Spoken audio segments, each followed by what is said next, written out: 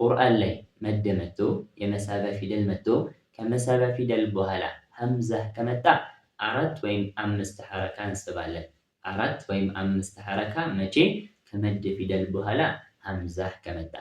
ከመድ ፊደል በኋላ ሐምዛ መጥቶ መዱና ሐምዛው አንድ ቃል ላይ ከሆኑ ያኔ 4 ወይም 5 ሐረካ መሳባችን ግዴታ ነው። 4 ወይም 5 ሐረካ መሳብ ግዴታ ነው። መቼ? መዱና ሐምዛው አንድ ቃል ላይ ከተገኙ ማለት ነው። መድ አለ፣ ሐምዛ አለ። መዱና ሐምዛው የአንድ ቃል አካል ከሆኑ ያኔ 4 ወይም 5 ሐረካ መሳብ ግዴታ ይሆናል። ይሄ የመድ አይነት ደግሞ ምን ይባላል? መዱል ዋጂቢል ሙተሲል ይባላል ማለት ነው። ቃሉ ራሱ ስያሜው ራሱ ሐሳቡን ያስረዳናል። መዱል ዋጂቢል ሙተሲል መድ መሳቢያ ነው ብለናል። ዋጂብ ማለት ግዴታ እንደማለት ነው።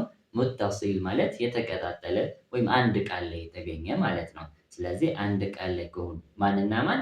መዱና ሐምዛው ማለት ነው።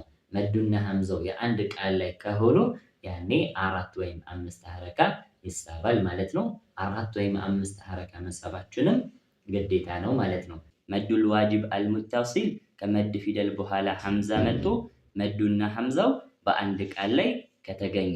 የመጀመሪያው ምሳሌ አሊፍ አለች። ከአሊፍ በኋላ ሐምዛ አለ። አሊፉና ሐምዛው አንድ ቃል ላይ ናቸው። ወጃአኩም የሚለው ቃል ላይ ነው የተገኙት ሁለቱም። ስለዚህ መዱል ዋጂብ አልሙተሲል ይባላሉ። 4 ወይም 5 ሐረካ መሳቡ ግዴታ ይሆናል ማለት ነው። ወጃአኩም ነዚር ወጃአኩም ነዚር። ሁለተኛው ላይ ዋው መድኛ ናት። ከዋው በኋላ ሐምዛ መጥቷል። ዋውና ሐምዛ አንድ ቃል ላይ ስለሆኑ አሁንም 4 ወይም 5 ሐረካ መሳባችን ግዴታ ነው። ሱአል ዐዛብ ሱአል ዐዛብ። ሶስተኛው ላይ ያመድያ ናት። ከያመድያ በኋላ ሐምዛ አለ። ያመድያና ሐምዛው አንድ ቃል ላይ ስለሆኑ አሁንም 4 ወይም 5 ሐረካ እንስባለን ማለት ነው። ሲአ ቢሂም ሲአ ቢሂም። መዱና ሐምዛው የተለያየ ቃል ላይ ከሆኑ 4 ወይም 5 ሐረካ ይሳባል፣ ግን ግዴታ አይደለም። 2 ሐረካ መሳብ እንችላለን። ይሄ ደግሞ ምን ይባላል? መዱል ጃኢዝ አልሙንፈሲል ይባላል። መድ መጥቶ መሳቢያ ፊደል መጥቶ ከመሳቢያ ፊደል በኋላ የመጣው ሐምዛ የተለያየ ቃል ላይ ከሆኑ ማለት ነው። መዱ የአንድ ቃል ላይ መጨረሻ ከሆነ፣ ሐምዛው ደግሞ የሌላ ቃል ላይ መጀመሪያ ከሆነ፣ መዱና ሐምዛው የተለያየ ቃል ላይ ከሆኑ 4 ወይም 5 ሐረካ እንስባለን። 2ም ይቻላል። ስያሜው ምን ይባላል? መዱል ጃኢዝ አልሙንፈሲል ይባላል ማለት ነው። መድ መጥቶ መሳቢያ ፊደል መጥቶ ከመሳቢያ ፊደል በኋላ ሐምዛ መጥቶ መዱና ሐምዛው የተለያየ ቃል ላይ ከሆኑ ማለት ነው። ምሳሌዎቹ ላይ ቢማ አሊፍ አለች። ከሚም በኋላ አሊፍ አለች። ከአሊፍ በኋላ ሐምዛ አለ። ግን መዱና ሐምዛው የተለያየ ቃል ላይ ናቸው። አሊፏ ቢማ የሚለው ቃል ላይ ናት። ሐምዛው ደግሞ ኡንዚል የሚለው ቃል ላይ ነው። ስለዚህ የተለያየ ቃል ላይ ስለሆኑ 4 ወይም 5 ሐረካ መሳብ ይቻላል። 2ም ይቻላል ማለት ነው። ቢማ ኡንዚል ቢማ ኡንዚል። ሁለተኛው ምሳሌ ላይም ተመሳሳይ ነው። ቃሉ ዋው መድያዋ ቃሉ ከሚለው ጋር ናት። ሐምዛው ደግሞ አመና ከሚለው ቃል ነው። ስለዚህ የተለያየ ቃል ላይ ስለሆኑ 4 ወይም 5 ሐረካ ይሳባል። 2ም ይቻላል። ቃሉ አመና ቃሉ አመና። ሶስተኛው ላይ በያ መድያ ነው። ያዋ ፊ የሚለው ቃል ላይ ስትሆን ሐምዛው ደግሞ አንፉሲኩም የሚለው ቃል ላይ ነው። የተለያየ ቃል ላይ ስለሆኑ 4 ወይም 5 ሐረካ መሳብ ይቻላል፣ ግን ግዴታ አይደለም። 2ም መሳብ እንችላለን ማለት ነው። ወፊ አንፉሲኩም ወፊ አንፉሲኩም። ቁርአን ላይ ዋውና ያ ትናንሽ ተደርጎ ይጻፋሉ ብለናል። ከሀ ፊደል በኋላ እናገኛቸዋለን። ትናንሽ ተደርጎ ተጽፈው ከነሱ በኋላ ሐምዛ ከመጣ 4 ወይም 5 ሐረካ ይሳባል።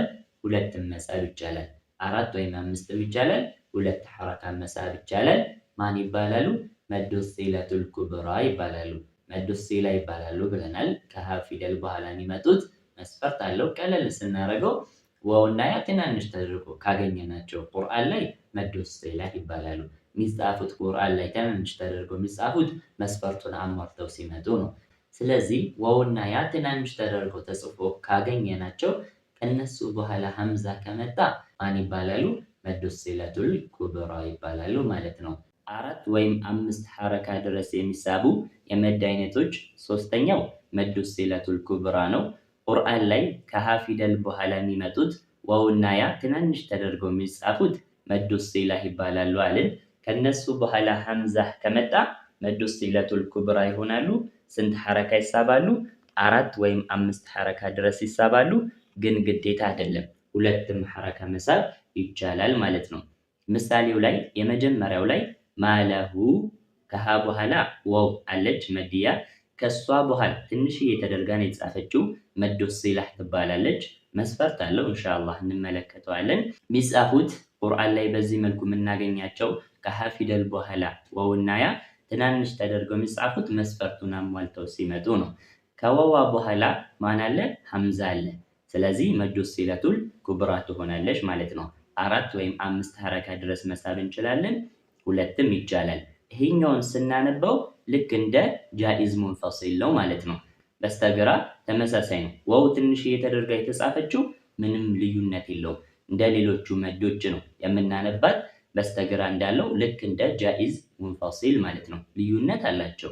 ልዩነቱ ምኑ ጋር ነው? አሁን ብናቆም ማለሁ ብለን ብናቆም ዋው አትነበብም። ይልቁንም ሃዋን ስኩን አድርገን ማለህ ብለን ነበር የሚቆመው። የሚቆምበት ቦታ አይደለም ግን ያነበብ የሚቆምበት ቦታ ቢሆንና ብንቆም ሃዋን ስኩን አድርገን መዷ ትጣላለች። ልዩነት አላቸው። ግን ሲቀራ ቀጥለን በምናነብበት ጊዜ ሲቀራ እንደ ጃኢዝ ሙንፈሲል አራት ወይም አምስት ሐረካ እንስባለን። ካልሆነ ደግሞ ሁለትም እንችላለን ማለት ነው። ማለሁ አኽለደ ማለሁ አኽለደ። ሁለተኛው ላይም ተመሳሳይ ነው። ያ መድያ ናት። ከሷ በኋላ ሀምዛ መጥቷል። አራት ወይም አምስት ሐረካ እንስባለን። ግን ሁለትም ይቻላል። ተመሳሳይ ነው። መዱ ሲለቱል ኩብራ ትባላለች ማለት ነው። ኢላ ጧዓሚሂ አና ኢላ ጧዓሚሂ አና። ከመድ ፊደል በኋላ ሀምዛ ከመጣ አራት ወይም አምስት ሐረካ እንስባለን። መዱና ሀምዛው አንድ ቃል ላይ ከሆኑ ደግሞ ግዴታ ነው አራት ወይም አምስት ሐረካ መሳባችን። ካልሆነ ግን አራትም አምስትም ይቻላል። ሁለት ሐረካ መሳብ ይቻላል ማለት ነው።